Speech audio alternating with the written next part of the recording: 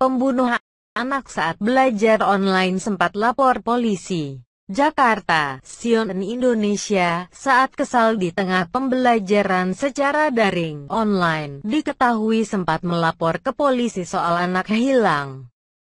Is dan LH melaporkan putrinya, KS8, ke Polsek Setiabudi, Jakarta Selatan dengan laporan anak hilang. Padahal KS sendiri telah tewas dan jenazahnya dikuburkan Is dan LH diam-diam di TPU Gunung Keneng, Desa Cipalabuh, Kecamatan Cijakuk, Kabupaten Lebak, Banten. Tugas bisa mengungkap korban KS. Anak usia 8 tahun yang meninggal dunia itu, kata Kabag Humas Polda Banten, Kombes Pol Polisi Edi Sumardi, di Lebak, Selasa, 15/9, seperti dilansir Antara. Edi mengatakan orang tua KS, yang kini telah ditetapkan jadi tersangka, mengubur jasad anaknya itu secara diam-diam di lahan TPU yang berjarak sekitar 300 meter dari pemukiman. Penguburan secara diam-diam itu dilakukan menggunakan cangkul pinjaman dari warga setempat. Setelah laporan warga yang curiga terhadap gundukan kuburan baru di TPU tersebut pada Sabtu, 12/9.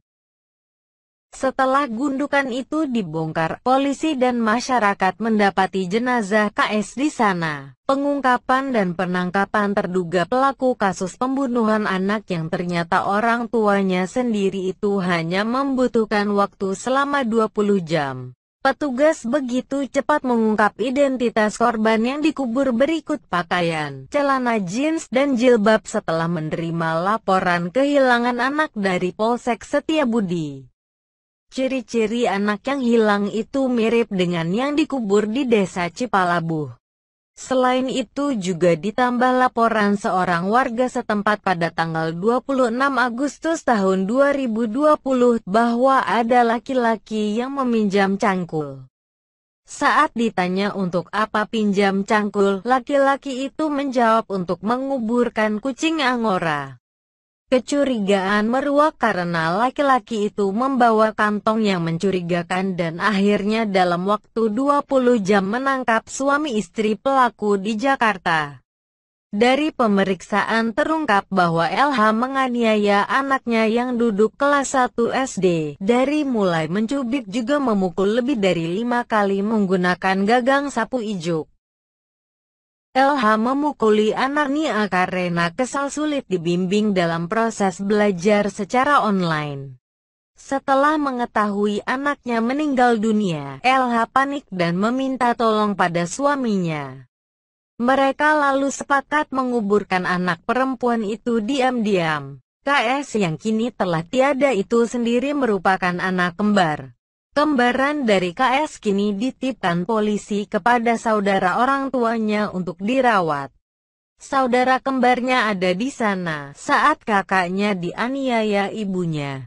Yang adik korban ini kami titipkan dengan permintaan orang tua di kakak kandungnya dari pelaku ini. Kalau trauma belum kita periksa, nanti ada bagiannya.